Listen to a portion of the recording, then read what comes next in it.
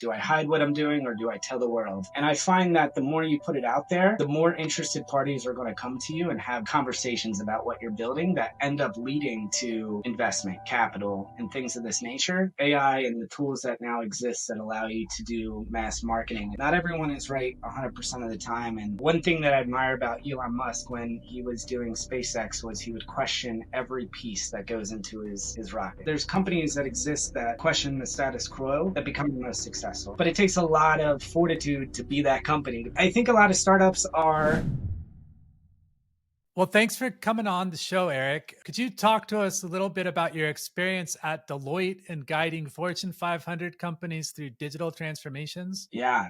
So Deloitte, I actually interned while I was in college. I did a co-op for 6 months and then got offered the position full time right out of college. So it was a great opportunity to just transition into real life pretty quickly post college. And while I was there, I worked with a number of the largest companies here in the Philadelphia region, but also abroad and across the United States, really. I've been to most of your major metropolitans with a client in one of them, I'm sure. A lot of what I did was technology security. So assessing a company's security profile, the specific applications that they use for their financial processes, and then ensuring that those applications were secure. And then I advised and reported to their executive board. So all of their C-suites, for the most part, or just under their C-suite, is who we predominantly worked with. So I got a lot of insight on how large corporate entities work. And I don't want to say the bureaucracy, but there's definitely a lot of bureaucracy that's associated with a lot of these large companies. So understanding how to communicate with these executives in a way that empowers them to feel like they're making the right decisions based off of the way that you consult them or you provide feedback to them based off of their organization. So it's definitely allowed me to mold myself into being very presentable in most cases and communicate to a high level with a lot of the executives that I currently talk with. You grew pretty quickly in that capacity, it seems, moving up to managing, overseeing rather, $5 million budgets and forging strategic relationships with C-suite executives. Could you talk about your learnings or insights with navigating the hierarchies of such a large institution? I mean, I was blessed to be put on some of the largest clients. We called them blue diamond clients for Deloitte that were just multi-million-dollar contracts that we were winning. And yeah, the navigation was interesting. My tendency to communicate is very, I don't want to say informal, but very personable. So I've dealt with consultants that are very business oriented, very type A,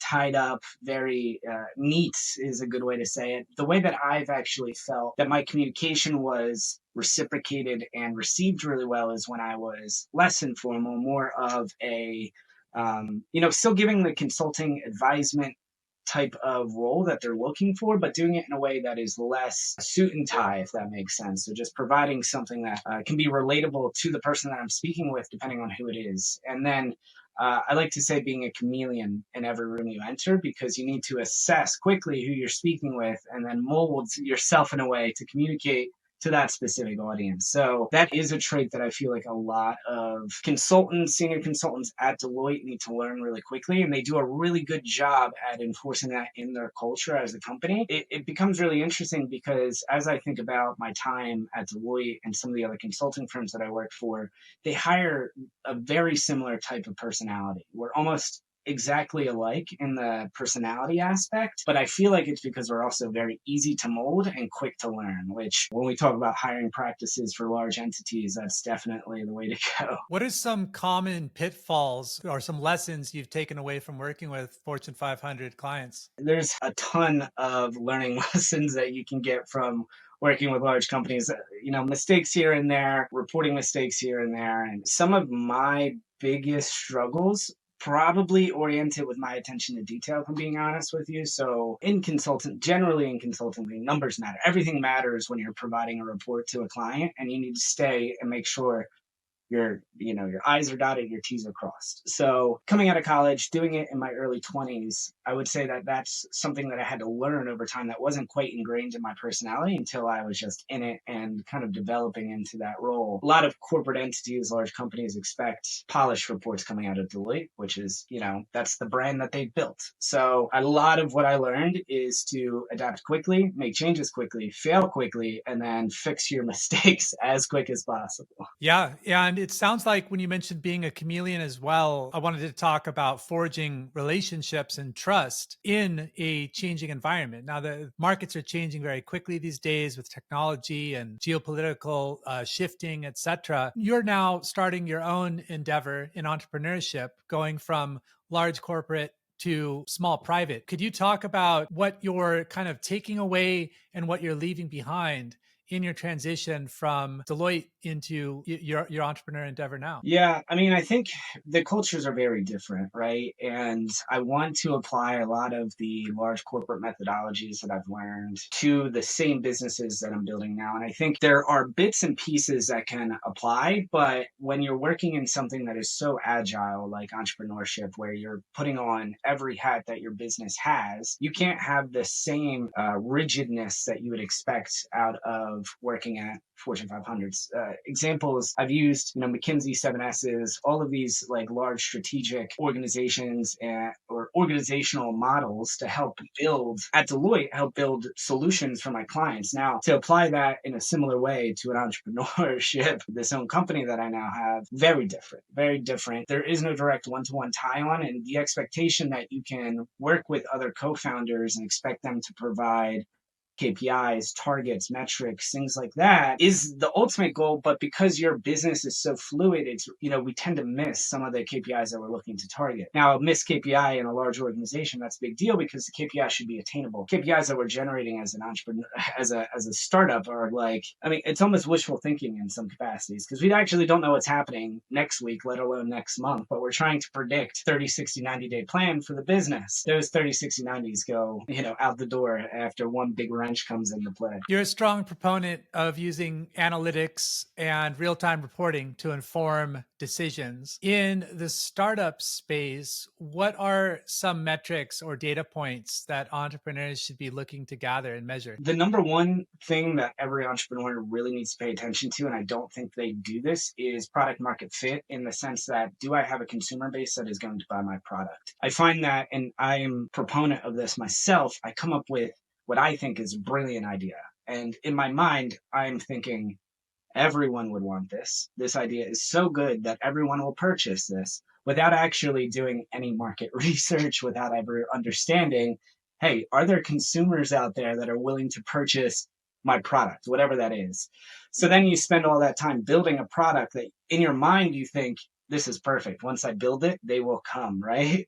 But that is not the case. You need to have that consumer base before you start building a product, and you need to listen to that consumer base. So Gary Vee likes to say, your 1,000 supporters, your first 100 supporters, but find that small demographic, have them say, yes, this is a product that I would purchase, and then listen to them as you begin developing. So as you're making your product and you have them testing your product, actively listen, fix what they want, because they're going to be the ones that then shout from, LinkedIn, the rooftop, however, to get other consumers to come in and purchase your product. I think the biggest thing that I've learned in my years of entrepreneurship is, don't build it unless you have someone that will buy it immediately. Yeah, there's an interesting disconnect between what we think will be a good idea as the owner and what the market ultimately thinks is a good idea. And I think crossing that chasm as quickly as possible is key, so you don't run out of resources. So you mentioned balancing structure with adaptability. Could you talk about how startups can scale quickly? Yeah, scaling quickly it's an interesting sentiment, because there is quick scaling, but is quick scaling the best thing for your business, which is something that I always kind of rack my brain on. What we do, we have this marketplace, and a lot of the, I would say, extra businesses that are also in this marketplace that don't sell the exact same product as ours have the same consumer base as us. So our scaling is to partner, and it's to find these one-to-many partners that allow you to build this relationship with one entity that has a trickle-down effect that can give you thousands of customers, right? And that's my way of, this is how I scale quickly, but it's very different for your business, right? B2B, B2C. And the other thing that has racked us is that if you scale too quickly without enough development to support your scaling, you're going to put yourself in a situation where you've put the cart before the horse. It's great to have customers, but you should build at a relation that is the growth of your customers and not outscale your development practice, if that makes sense. That's the way that I've tried to situate our company where we're scaling, still growing at a steady rate, but it's at a rate that my dev team can handle if we have bugs, if we have things that need to get fixed, instead of racking up, thousands of tickets of bugs without a development team there that can help support all of this customer support that needs to come in. Yeah, you focus on bridging enterprise level best practices with nimble startup like innovation. Could you talk a little bit about how you distill enterprise grade processes down to simpler frameworks that smaller businesses can adopt? I mean, this is a really good point because I'm the only out of my three co-founders, I'm the only one with a structured corporate background. So there's a lot of education that comes in to not just the teams that I'm working with, but my co-founders as well that don't quite understand the value of 30, 60, 90-day plans. I'm bringing it up again because it is valuable. It adds vision and organization on where you need to go and how you need to get there. I like to use a framework that can be applied to large companies and smaller companies, which is an OKR, which is objective, key result, right? So you have these core objectives that stay true to your business that are how we're going to get from point A to point B at the end of 2025. What are the key steps that get us there? The key results are smaller tasks that build up to get to those objectives, but they need to be owned by your team. So a lot of it is just like vocalizing the importance of why these key results build to the overall objective and vision that we have as a corporate entity, as a startup company, and then build that way and explain that. Now at large corporate, it becomes much more tangible to observe what these key results are because you have many team members, everyone's working on the same goal. One key result could have 10 players in it that help get that moving versus a startup where I just might have one guy or me or my other co-founder to just move the needle. And then we just, at some point it goes, okay, we just got to do whatever we can to move the needle. Like we just got to push and throw everything at it to keep it moving. And then you see some derailment. But it is very important to always keep that North Star. If you do anything with organizational structure, if you're building business plans, if you're trying to motivate your company and your employees, you should always have what is our North Star. And even if you derail in some way, got to come back to what takes us to that North Star and the smoothest way possible is kind of the way that I like to think about my business. You mentioned a lot of really great points so far with product market fit, gathering, tracking KPIs. I think sales is also really important. And you facilitated $600,000 of new business during challenging market conditions. How can founders build a similar resilience in generating sales and growth when market headwinds persist? And sales in different environments is very different, right? I've had my sales in corporate, but I'm backed by a brand that is Deloitte, right? Where I'm backed by a brand that is a reputable brand. Now, as a startup, I think the most important thing to any sales cycle is building a brand that can be trusted. And the way that we've been building at Avenda predominantly is to create market stability as who we are as Avenda, this subject matter expert that is in sponsorship. So providing content, putting it out there, establishing yourself as this industry leader. Once you have that brand, it becomes much easier to sell a product, right? And that's kind of the way that I find a lot of my success in selling has been backed by building a strong brand first and then carry that brand into sales. Because what's going to happen if you cold outreach, if you're contacting these individuals, you're going to say, hey, I'm Erik from Avenda. They're going to first look at what Avenda is. Where's the brand? What's the website? How does it come off to me? And then establishing yourself as that credibility factor of X in whatever industry you're in just helps with the process. I find that there have been very minimal times where I've just cold called someone and they've done no research on who we are or who I am or what we do and have, transacted on our platform. I like the sound of your voice. Sign me up for 10,000 Yeah, minutes. exactly. I trust you immediately. Take my money. That almost sounds like brand-led growth as opposed to product-led growth. Yeah, well, it depends on your industry too, I think. There's some times where if you make the product speak for itself, it will grow. And then I think that there's some areas where if you can build an established brand, I think what we do is sponsorship is very relationship focused as a industry. So building that credible brand helps put the credibility within the technology that we're building. Versus like if you built a very amazing CRM, consumers just want to use it to get behind it. There's so many CRMs out there. Building a brand to beat a HubSpot is just not going to happen. But if you're in a very niche market and you can take brand recognition and create, market dominance with your brand, man, I like to say like the best brands could sell anything. I mean, literally anything. A good example could be you have a lot of rappers doing some really crazy things, but are still selling a lot of products that Point taken. Yeah, right. Could you talk to us a little about what Avenda does? Yeah, so Avenda is a marketplace for sponsorship.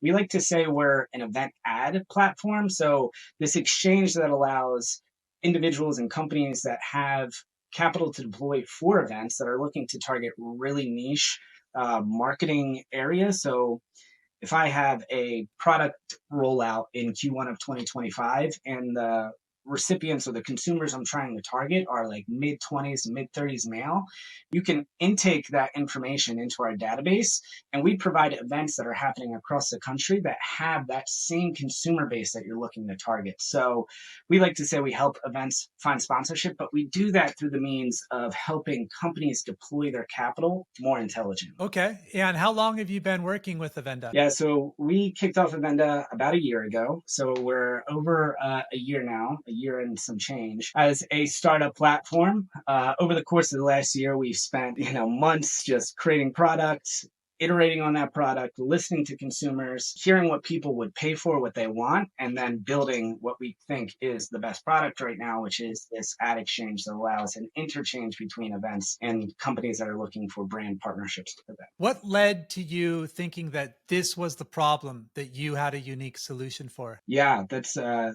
good question. So prior to Avenda, I should say the first iteration of what Avenda was a marketplace for vendors and events first, which is how we got Avenda. It was almost like vend and events combined, right? And what we noted, so my last company, the last startup that I had was in the telecom space. We would do pop-up wireless for events. So my customer acquisition cycle was cold calling events across the United States to see if they'd be willing to purchase my product. And towards the end of last year, I just kept thinking, why isn't there a marketplace that I could go to as a vendor to see what events need? Like an event could come on the platform and say, hey, I need, pop-up wireless as an example. Why doesn't that exist? So I thought I found this niche in the market where I was like, if we could build something here, we have something. So we built this marketplace that helps events find vendors and vendors find events. But through that cycle of just getting events on the platform, talking to vendors to see what type of events that they're looking to get in front of, things like that, all of the events love what we were building, but they didn't have the capital to pay for all of the vendors that we had on the platform. So we built this algorithm that allows a event to generate their event in 5 minutes. And we did that through if you're an event in Philadelphia, here are, based on industry standards, the types of vendors that you would need to create your event. And here are local vendors that could support those needs. So it's this algorithm that we built. And then once we started to learn that, there's this other gap that is sponsorship. How do we get these events sponsored? Because the ultimate goal for us was always to bring people together. How do we get vendors in events? How do we get consumers to events? The best way to do that is to find the events capital to get the best vendors to then promote to the best consumers, and bring everyone together. So we reiterated our algorithm there to then help events match to sponsors. So we took the same algorithm we built. Instead of here's a vendor that does X, Y, and Z, and here's an event that does X, Y, and Z, we now have here's an event that has an audience of X, Y, and Z, and here's a sponsor that wants to deploy to an audience of X, Y, and Z. And then you're able to match the two. And instead of this event cold calling businesses, local businesses, things like that, the event will at least have the knowledge that, hey, this is a vendor or a market or a brand that wants to deploy to my event, and they have historically deployed capital to events similar to mine in the past. And that's what we built. So we built this tool that allows events to reach out to vendors. And the flip side of the algorithm is if we can provide a very similar concept where I said events can deploy, events can find sponsors. Sorry, I'm using a lot of terms here. But if we could build a very similar algorithm where the sponsor can tell us what they're looking for their marketing goals, and match that to events that already exist, then we can provide high quality events that fit that company's demographic match, their marketing plans, etc.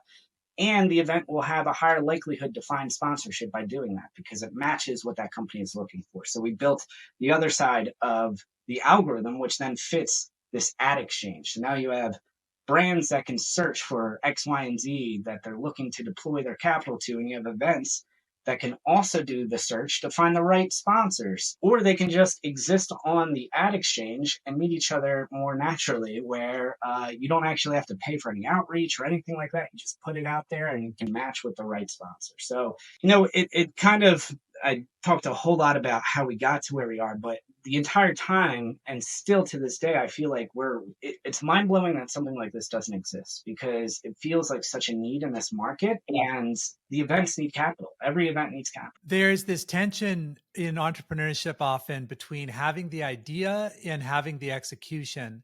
And a lot of people say it's not necessarily the idea, but how you execute. And I'm seeing kind of two different kind of camps, if you will, where some people are a bit cagey about their IP. They don't want anyone to know about it because they want to have that first mover advantage. And then other people are very transparent. Like, for example, you look at Elon Musk, like, here's all open source, good luck keeping up. And, and you're welcome. Like, we want to grow the market. So I was curious with Avenda, you seem to be very forthcoming with how you came to the idea and what you're doing. Why would it be difficult for a competitor to mimic you? And would that be a bad thing? Yeah, it's a good point. So when we initially created Avenda, the first thing that we ended up doing was filing patents for our algorithms, right? So we thought that we could build this moat as large as possible, and it would stop or convince some of these larger entities to not come into our playground. However, what I've learned throughout the year is that if you don't have enough capital to even pursue a lawsuit, if someone's infringing on your patent, it doesn't matter if you have the patent because you don't have the capital to pay for a lawyer to go after the guy. So, the patents are great for like building some type of wall, but I like to use the analogy, and everyone uses this analogy, right? You could have the whole grape or you could have a piece of a watermelon. What's going to be larger, right? And we know that we have something here. We know that all of the other key players in the event space have not built into this realm before. And it would be difficult for a company that is very large, that has a database that is configured in a very specific way, where the information is configured in a very specific way, to do the same type of algorithmic matching that we're doing because we built the database already. For them to kind of step into our realm, they would have to reconfigure the data that they already have, that they're using to run their business right now, in a way that they could apply it to our business. So our mindset is, if a large entity is going to kind of come in and try to eat our lunch, they're just going to acquire us. And if that's the case, perfect. Like, we can figure that out because we're building something that is a need in the market. And I do think that whoever gets to it first is going to really dominate, but it's not even about who gets to it first, because there's a lot of players that could get to it first, but it's the best brand, in my opinion, that gets to it first, has an established brand, and then clients and customers can trust. So I always go back to that brand building side of this, because sponsorship is it's a relationship heavy space, that if I'm going to trust you with the success of my business, I need to trust the brand behind what it is that's finding me that sponsorship. So I just think that, and this is like the plague of every startup. Do I hide what I'm doing, or do I tell the world? And I find that the more you put it out there, the more interested parties are going to come to you and have conversations about what you're building that end up leading to investment, capital, and things of this nature. And the more you hide it on your own, it becomes you're kind of screaming into a jar, basically. So it becomes difficult. It's for sure a trade-off. And I guess it does come down to glass half empty, glass half full. But I think the adventure, there's so much that we don't know as founders, as people, as whatever, that the more kind of people, the more conversations you have, the more kind of encounters you have, the more you discover, like, wow, I had no idea that could also be a use case for this. Or if we merge these two principles, then we could make a product in this way, etc. So I think more often than not, it's better to be open and welcome the competition, because I think it's a little bit unrealistic to think that you're going to like live on an island. But I also think it's interesting what you brought up there with understanding the levels to the game. So like worst case scenario, if you wind up in the ring with a heavyweight champion, they'll just acquire you. And that's not the worst outcome. So you bring up a lot of good points to maybe be mindful of in the startup space. Yeah, and I always go back to Silicon Valley, which is an amazing show, but the ability that there's always going to be a competitor, no matter what you do, there'll always be someone that's trying to do what you do. And as long as you're confident and you feel great about your own product, I think then you just stand by it and keep pushing in the right direction and things will come to you. Right. Yeah. 8 billion is a big number. So, there's probably a market, like you said, going back to Gary Vee's, just 1,000 might be enough to carry you. What emerging technologies like AI or advanced analytics do you see as game changers for product teams in the next couple of years? Yeah, I mean, it's AI is flipping the marketing script on its head, I think. AI and the tools that now exist that allow you to do mass marketing is very interesting. We incorporate multi-channeled account-based marketing in our platform where you have the ability to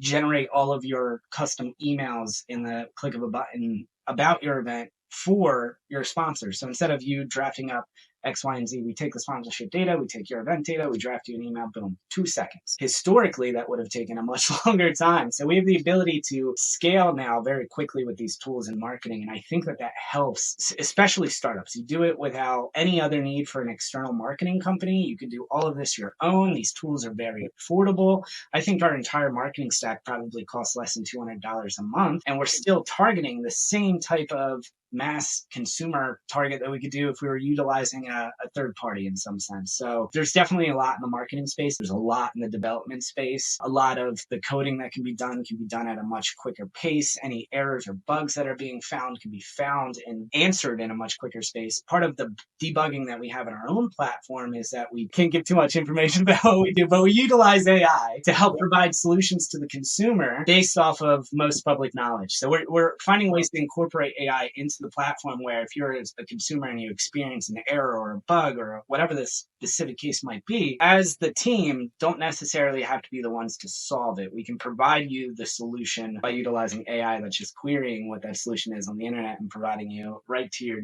to your computer in less than a second. It's great. And then the last thing that I would say is I think sales is going to be very different as we look at the use cases for AI, more so cold calling, voicing. There's just so many it's very hard to tell what a robot is these days. Yeah, is all I'll say. AI cold caller, here we come. Yeah, exactly. And the scalability is very interesting. My background at Villanova when I just finished my MBA was AI machine learning and strategic management. So I took a whole ethics course on how we're kind of getting to this point where you can query an AI to be empathetic. You can query an AI to sound empathetic when they're talking to you. So it's going to get really difficult to understand, am I talking to a human? They're adding empathy, they're adding specific. Well, they might actually be more empathetic than a human because they don't have the same needs that we have. So it could almost be like sugar. Like we evolved to respond positively to sugar because it was so hard to come by, and now we have like too much of it. So it could be like, this AI, like I prefer AI because it's too much of what I want. Yeah, it's really interesting, and we're still super early. I mean, the new models coming out are insane, and it's just going to continue to grow like this, and incorporate into what we're doing with the Venda too. Like we're generating ROI reports for our brands.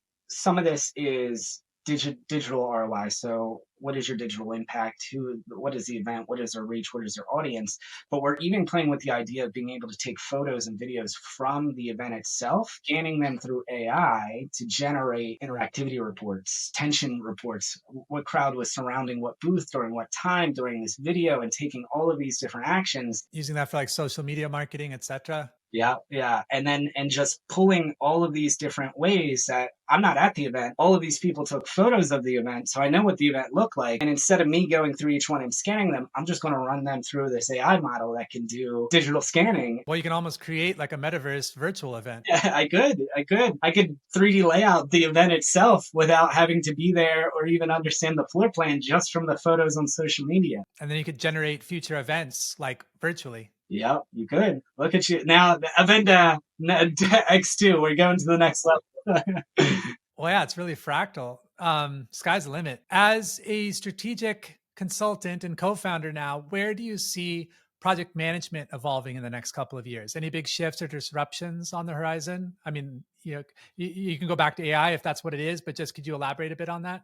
Yeah, I mean, project management's everything. I think assessing what's important and making sure you're tackling those items is always going to be a priority for large company, small company. There are really interesting AI apps that are helping with project management, calendar organizers, things like that. I mean, there's consistent theories that are generating as well. I think what's interesting with project management, like there's always, I go back to like Kinsey 7S model where you're trying to get something out of someone, or your typical, PMO models where you're using agile or waterfall type of development, things like that, where you're looking at different variations of how to manage a specific development project, things like that. There's new ones coming out, and I think it's because I think the overall consumer attention is going down. I think we're living in a society where our attention span is slowly dwindling away from us because we're all watching TikTok and we're all, getting these 8-second cortisol spikes as we go through our daily lives. And the way that we now have to project manage in a similar manner, it needs to be very quick.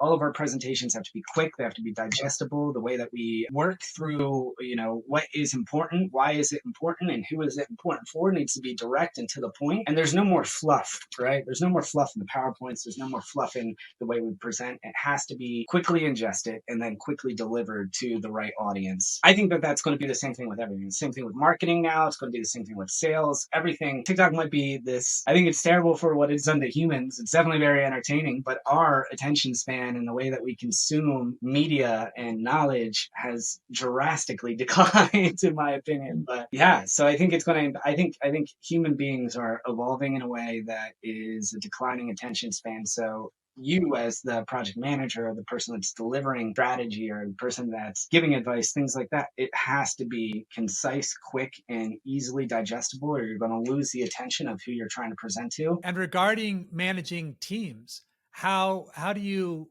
break down some of these enterprise grade frameworks and some of the challenges we're facing with shorter attention spans and different chemical spikes, higher and greater frequency? What's one piece of advice you would give founders who maybe lack deep project management expertise to run effective teams and deliver on ambitious goals? The effective team and running an effective team is difficult.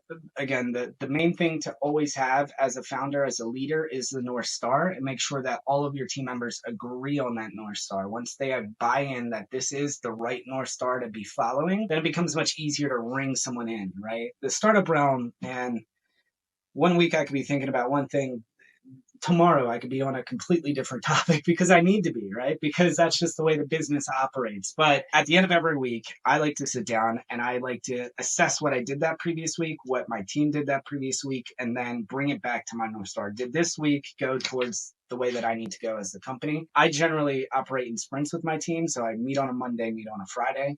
Monday is like, again, North Star is X, Y, and Z. How are we going to get to X, Y, and Z? You guys go off. Friday, did we accomplish what we said we were going to accomplish for the week? Did we follow that? And there are times where we didn't, right? We just got derailed. It's a startup. We're all doing different things, right? But as long as we come back to it and are targeting that North Star, that tends to be the best way to go about it. And a lot of it is trust. I'm not a micromanager. I don't like to micromanage. It's definitely bit me in my behind a couple times for not micromanaging teams, but I like to give my team a lot of trust and a lot of assurance that they're moving in the right direction for the sake of the business and not for the sake of the individual, if that makes sense. So they're doing things for themselves that help push the business forward, and I trust that the team that I'm working with is constantly thinking about that. I could be wrong, but I give people the benefit of the doubt until they prove me otherwise. It makes a lot of sense, but it's a common problem. And I'd like to explore that a little bit. Why do you think people micromanage? What do you think they're trying to achieve? I think a lot of I could talk corporate micromanagement. I could talk entrepreneurship micromanagement. There's two, right? A lot of it deals with control, in my opinion. And it also is a factor of having a vision for your company that not everyone is in alignment with. If you have this vision, it needs to be this way, and people start doing their own thing, and you don't feel like they're rowing towards that same goal as you start to micromanage them to pull them back into the boat, right? That's what happens, right? We're on this boat. This is the path. Once you start to see people divert, and if you're you need control and they also don't agree with the path that you're on, you have to micromanage to pull them into the boat. Now, if you can establish enough trust with your team where you know that even if they're outside of the boat, they're still paddling in the same direction as you, I feel comfortable enough, and that's how I've run my company, to say, we all don't have to be on the same boat together, but as long as we're all paddling in the same direction, we are doing fine, you know? But micromanagement is hard, and sometimes I do need to crack the whip sometimes when it has to get done. There's certain things that have deadlines. We got to get it done. You need to be on it. Someone needs to take responsibility, and it's due on XYZ. So it's a bit, I mean, it's a juggle of both. That's what startups are. It's like you're never wearing the same hat. Some days I'm micromanagement Erik, some days I'm everyone do whatever you want. Just make sure we're getting to the right goal. Well, the intention, I think, what I took away from that, the intention is what's most important, and understanding the North Star. And it could be an indication if you find yourself having to micromanage, maybe just ask, am I micromanaging with the North Star in mind? Is this an opportunity to recommunicate or identify the North Star if I haven't already? At least I see that in my own kind of management experience, because it does make sense. Like if someone jumps out of the boat and they understand what the North Star is, they might actually achieve that faster. Maybe the boat is not taking the most efficient route to that. And like I mentioned kind of earlier with those blind spots being illuminated or whatever, the trade-off of people being aware of what you're doing. Sometimes, those are happy accidents. Like, oh, that's great that you quote unquote broke the rules because you won us the prize. And then you can maybe integrate that into your future leadership model. But then, yeah, sometimes if there is a misalignment, even though everyone understands what the North Star is, then sometimes you might need some kind of corrective measures or inputs. You make a really good point. Not everyone is right 100% of the time. And one thing that I admire about Elon Musk when he was doing SpaceX was he would question every piece that goes into his rocket. Say, how much does it cost to make this? How much does it cost to buy this? Why does it cost that much? Can we make it ourselves? Right? Question everything, because you're going to find inefficiencies in your business. And inefficiencies that might be a blind spot to me are not a blind spot to my team. They see it and they say, Erik, why are we doing it this way? I thought this was the best way, but you are right that what you're telling me is the best way. And that's the same with consulting more broadly. Question everything, because you become blind to what's closest to you. Right. And as much as you think that you're doing the right thing for the business, you're blind to it. You need someone else to come in. I have fantastic advisors that do this to me all the time. Our calls are, Erik, where you're at, what's happening? They question everything. And that helps me reframe my mind to take a step back and say, okay, I've been in this business for too long. I need to step on the business and make sure that we're following the right path. So true. Yeah, it's kind of overlooked and underrated to think about like what's required to take a step back, be that a weekend where you just don't pick up the phone and go away somewhere, or having mentors. I think all of the above is probably a good idea from time to time, having like some sort of peer group. But yeah, just being kind of questioned, like, oh yeah, like I wasn't even thinking about that. I just took it for granted that's what I had to do, or that's what everyone's doing. And there's always more choices than you realize, is something I've found. So it's good to get some more kind of questions and perspectives on it. And then balance that with execution, of course. I agree with that 100%, but there is always a risk of too many cooks in the kitchen. There's always that risk. So you have to balance it between the opinions that you take from others, and some of the opinions might be great. Some of the opinions might guide you in the right way, but might not be the right thing for your business, because there have been times where we've gotten an opinion from a respected knowledge leader in the space, and we were like, they've been here for so long. They know this space so well. We should just listen to what they say. And that's not always the right decision. So it's a healthy balance of listening to others, radical candor, which I think is great. Radical candor is like the best way to go about it. Understanding that maybe not everyone's opinions are right at a particular time. Yeah, no, you bring up a really great point. I think balance is key. And I think that there are contradictions everywhere, and two things can be true at the same time. And kind of you choose like which wolf to feed, kind of, and that becomes your reality. And sometimes it's good to have like legacy input. They've been around, they must know what they're talking about. And sometimes you will be a change agent. And so sometimes what you're doing doesn't make sense to a legacy system. Again, not to only keep going back to the same example here, but SpaceX, when they were talking about private rocket companies, it was like pretty much universal laughter. Like, you have to be a government institution with multiple layers of bureaucracy and taxes and this and that in order to launch a rocket. No private citizen could possibly do that. The fact that not only could you, but you would actually do it better. I don't think it crossed anyone's mind. And that's not to say that, again, just in case it was implied there, that legacies are wrong. It's just that these two things are true at the same time. And it's really difficult to have clarity of thought in knowing when to listen and when to reject. And because it changes time to time, like that legacy person might be right tomorrow, might be wrong the day after that, might be right. And we have a tendency, I think, to kind of want to set and forget.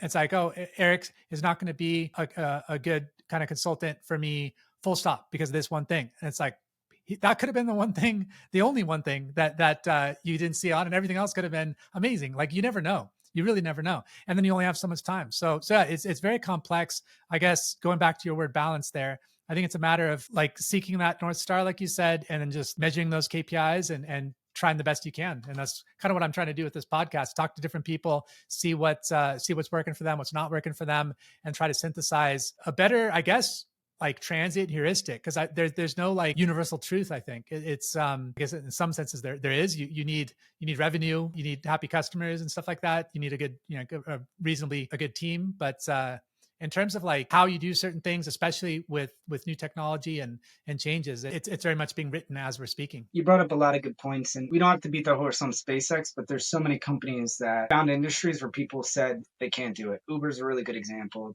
No one said that you could be a private taxi. Everyone's like, that's crazy, that's bonkers. They're $1 billion company, right? There's companies that exist that question the status quo that become the most successful. And that's what it takes. But it takes a lot of fortitude to be that company, to be that founder, to question the status quo and to put yourself out there. And that's what's hard.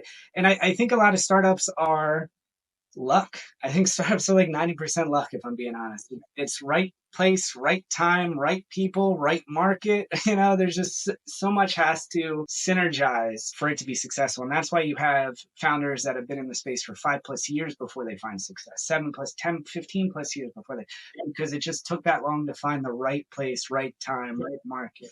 And that's, it's a grind. The game is a grind. I enjoy it, and that's why we keep doing it. Yeah, I think enjoying it is key. Finding something, that's something I talk to my team about, just making sure the enjoyment is there, because you have to enjoy paddling, because you're going to be doing it a long time. A whole lot of paddling. Yeah. So where can people follow what you're doing, get in touch with you, etc.?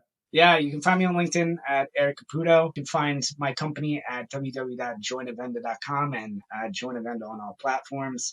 Would love to talk anything, sponsorship, business, anything like that. I am an open book. I am similar to David. I like to just communicate and conversate with thought leaders in their own respective spaces. I think that life is a journey and everyone's opinions matter. And it's interesting to hear varying viewpoints that help build, perception of what my life is. And I find that really interesting. Well, I fully agree with everything you said there. It's a pleasure talking with you, Erik, and I look forward to our next conversation. Nice. Awesome. Thanks, David.